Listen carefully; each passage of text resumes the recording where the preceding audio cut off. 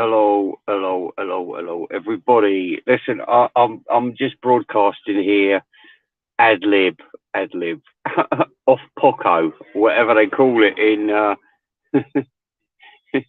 Mongolia.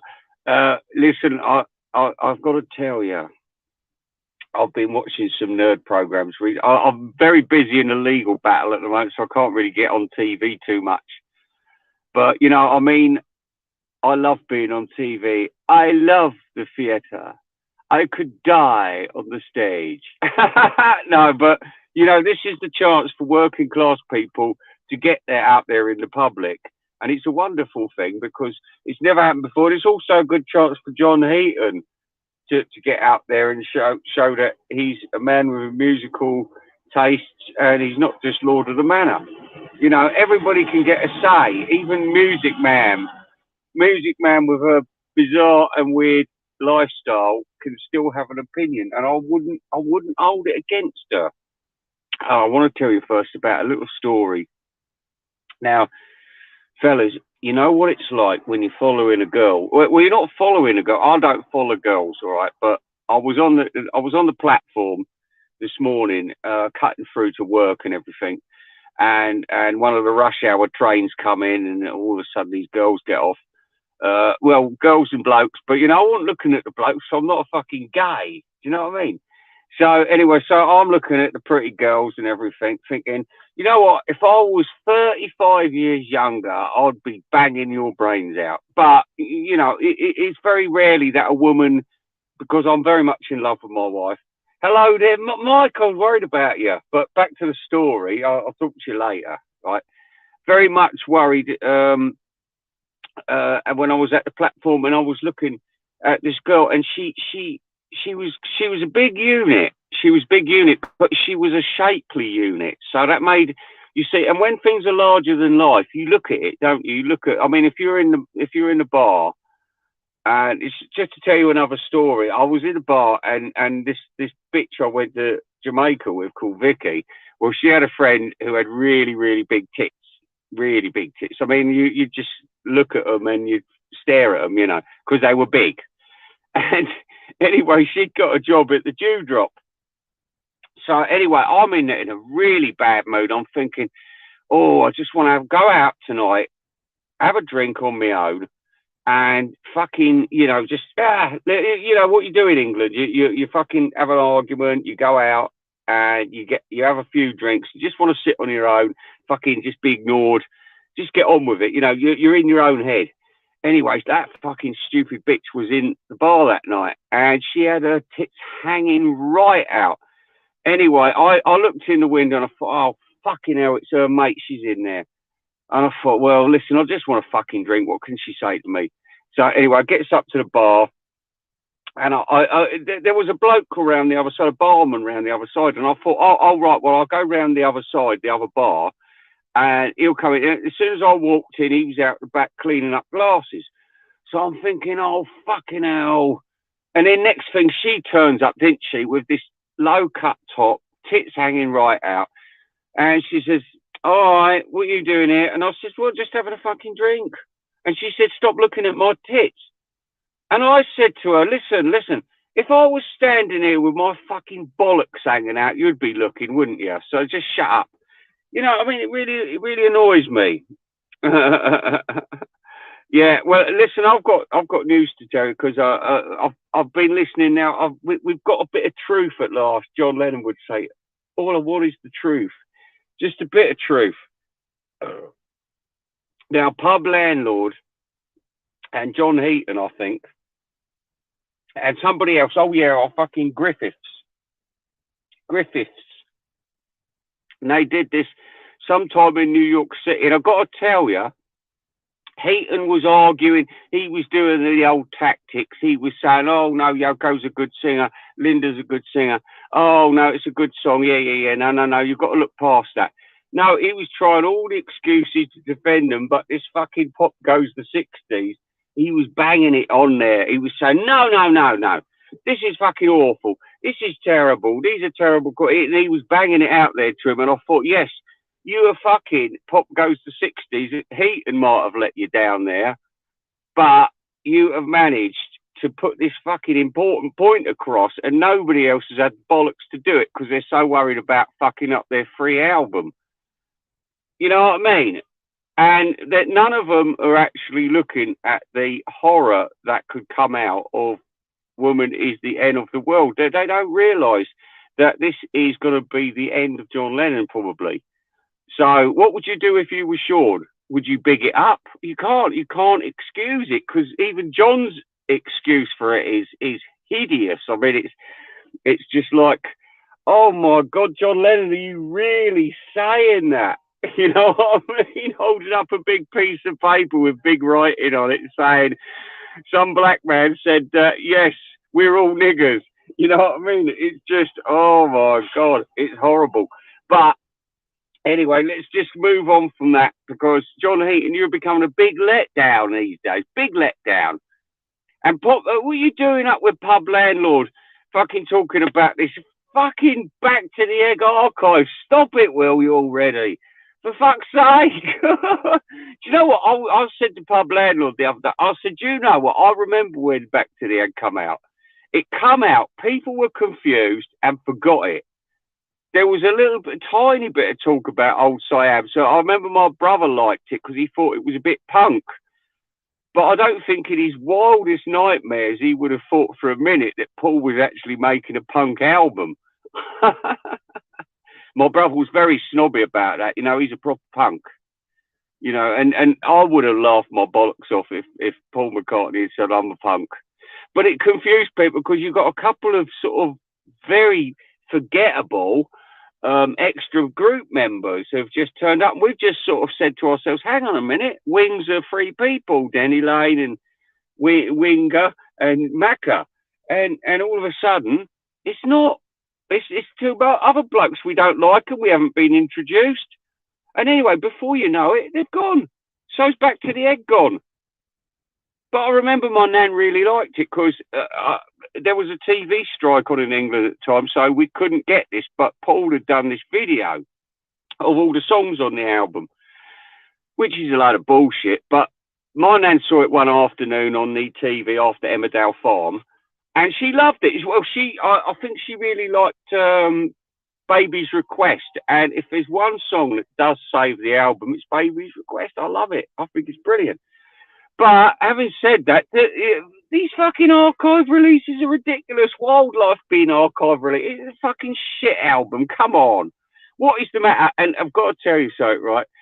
Talk More Talk have imploded. They have imploded. This is so funny. And guess who was the hero of the day? Fucking Tom Honey. Tom Honey. He flipped. He'd had enough. I mean, I know Kit O'Toole hates fucking Ringo anyway. You were never going to get a good reaction out of her, so he knew he had backup. But he went head to head with fucking Kenny Loggins and defeated him, and he bashed him down. He banged him into the box. He did. He wound him down, screwed the lid on. And you know what he did? He said it got to 42 minutes after all the bullshit of Kenny Loggins. And then he says, oh, what do you think then, Tommy? And Tommy says, you know why? You know why things went downhill for Ringo? Because and this is very true, because like if I'd had a fiver in my pocket in 1979, for example, now I couldn't really, if I wanted a single that was in the charts, it was very rare that I would actually get it. Very rare, because you could listen to it on the radio until you got bored of it. And that's how we used to do things in working class houses. We didn't really buy records. If you thought it was fantastic or you loved the singer, there's a possibility you would buy it. Now, my brother was 17, 18 at the time, 79. So he used to get a lot of money. You know, he was doing a good job at that age, funnily enough. And he had loads of money and he was spending it all on records. I mean, he was just buying anything. He was doing a John Heaton because all of a sudden he had the money to do it. And he was really into punk, so he was buying anything punk. Even stuff that wasn't really punk, like Happy Talk by Captain Sensible. You know, if it had a punky sort of origin or it could be linked to punk, he'd buy it.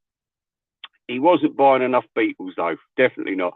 But why did he need to? Because I had the Beatles. My mum and dad had the Beatles. So the thing was, where was I? What was I talking about? Oh yeah, so Tom Hunyati at 42 minutes exploded. He says. Now I ain't defending this bloke because he's one of the worst people out there. He's just camp as fuck. He's got some of the worst teams going. I mean, have you ever met this Andy One Leg? I mean, weak as water is not the word for this fella.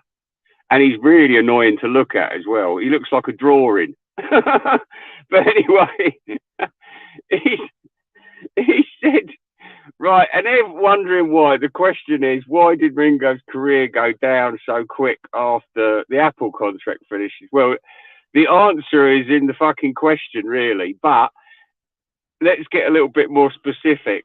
Now, like I said, it's 90. Well, no, let's call it 1983 when I've got money in my pocket. But I haven't got a lot of money, but I've got a tenner. Now, I might have had a fiver the week before, but I've got a tenner this week. So what I did do is I bought a chart album. I think I can't remember which one it was. No, I didn't. I bought the Beatles. What was it called? The Beatles, the 1982 album, the 20 Greatest Hits. I bought that, and I also bought Gone Troppo the same week. Now, the 20 Greatest Hits, I still got a kick out of it because, you know, it's Greatest Hits, it's a new album. It had a bit of artwork there. I was happy with it, right? And I thought, and also it was a cheap way of buying all the Beatles hits to me. I thought it was a good thing. And also it was pure. It was pure British number ones, except for Love Me Do. And the Americans had a pure version of their charts, which so it was better than one. But then I got Gone Troppo. Now it's only because I could afford Gone Troppo. I'd seen nothing about promoting the album at all. But the bloke I was involved with in the record store, Max Records, and he said, "Oh, there's a new George album out, and do you want it?" And it was $5.15, so it was quite pricey. It hadn't even been reduced. It wasn't even good enough to be reduced because that few copies had been made. So I thought, "Oh, fuck it, I'll have it." Looked at the artwork, thought that's bad news. Got it home, listened to it. Fucking hell, was it crap? Anyway, back to the story about Tom Honey. So you do prioritise, and also I've had other dilemmas in my life. The music, a bag of chips with fish, or sex. Now this is where the Beatles come out last. You know, the Beatles had to lose out to the bag of chips and the sex. But you know, you'd be mad not to agree with that. So anyway, I see Mayo the other day saying, "Oh, didn't Ringo look fucking handsome on the Letterman show the other day?" I thought, handsome? What a ridiculous looking joke that man was. What a ridiculous fucking idiot. He's the same age as my mum. My mum's a little bit older, actually. She's 1939, November. But this man looked like a fucking joke. And I thought, oh, I see he's trying to be Mr. I'm rock and roll because I've got no talent, so I'm just going to look like a fucking joke. Because then you're all going to say, "Hey, it's the Beatles. Yeah, respect." No. And Tom Hunyati, he said that. He said, look, if it was 1976 and I got $5, he didn't say the $5 bit, but I'm saying it for him. I'll say this simple for an audience out there. He basically said, like, I got $5 in my pocket. I've got a choice between Ringo's Rota Gravure or Hotel fucking California. Yeah, exactly. What are you gonna buy? Do you know what I mean? See, he broke out of the Beatles bubble for 5 seconds, and he brought them all crashing down. Yes, Kit O'Toole, she was already on side, but Mayo, silence, totally silence, and fucking Kenny Loggins, he back paddled a little bit, but then he sunk beneath the waves. It was good. Anyway, let's see some of these questions. Yeah, fish and fingers pies. Gone Troppo. Yeah, terrible. Anyway, listen, I had to tell you this news, but I think there's more news to tell you because, oh yeah, you know what started all this fucking, what was it? Andrew Dixon started something off, didn't he? This was the curse of Dixon. I told him, I said, "You're the fucking curse of this," because I don't think we would have got All Things Must Pass if he hadn't brought it up. And now he's talking about wildlife. archive, and that's come out. And now he was talking about something. Oh, he's talking about fucking films and everything. What an idiot. Who's to know? It's going to come true. Don't fucking hire Andrew Dixon. He's an idiot. You're an idiot, Andrew Dixon. By the way, I've still got your prizes because you are Vinyl Nerd. Officially 2021 to 22. So when you want to pick your presents up, postage and packing with Invisible Ray, and I'll see you get it. But you've got to pay for the fucking postage and packing because you had 28 days to pick it up and you decided not to totally ignore me. So to fuck with you, to fuck Andrew Dixon. So there you go. So it's been a strange day for nerds. But there we go. There we go. Anything can happen. Hello, Vinyl Day. Wow, I'm glad you're up because it's England time. It's England time. Oh, what? See what's going on in Canada. My God, that Pierre Trudeau, he wants to have his tiny knackers cut off. But, you know, I don't agree with anarchy either. I think all the Indians should be shot. And then that'll put a stop to it. Oh God, did you see TJR? He must be having a relationship with Music Fan because they've been to Spain together, and he's come back an orange man. This isn't the first time he's been orange though. I've seen him orange before, and I've seen him grey when he's taken that much dope that his fucking eyes have gone grey and black, and oh, it's horrible. Rolling these eyes were, yeah. Oh, it must be sexual heaven with Music Fan. Ian, what do you reckon TJR's like? Do you reckon he's hung like a donkey, or do you think he's a maggot? I don't know. It's difficult to say. I mean, I could be rude, but you don't know. You never know. Not unless you're in the urinals and you have a peep over the top and you think, oh my God, I thought I saw something a bit bigger than normal down there.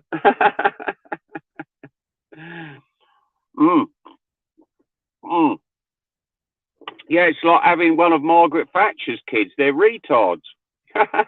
Oh, talking of that, listen, I was on Richie Dolan's channel the other day. It was so funny. This black geezer, every time a black geezer, I mean a proper black geezer, comes on to one of the channels, they're always sitting there like fucking Google-eyed and not saying nothing, like being all starry-eyed, and then they say shit when they talk. And there was one the other day, he was on Richie Dolan's channel. Fuck knows how Richie Dolan finds these people. I don't know how he finds them. Anyway, he's called Chronic Pain Ray Phillips or something, or Ray Chronic Pain Phillips. And he was talking about chronic pain. He weren't in chronic pain. He didn't look like it. He didn't sound like it. And yet it was like, what's his edge? What is he trying to get hold of? Is he getting sponsorship for chronic pain or something? And Richie was totally oblivious to this. And I thought, no, that's a con man. He's a fucking con man. Anyway, I've got some good news. We've had a bit of trouble with these lawsuits just recently. Well, guess what?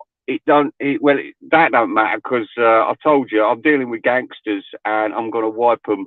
I'm going to wipe their faces in their own shit, basically.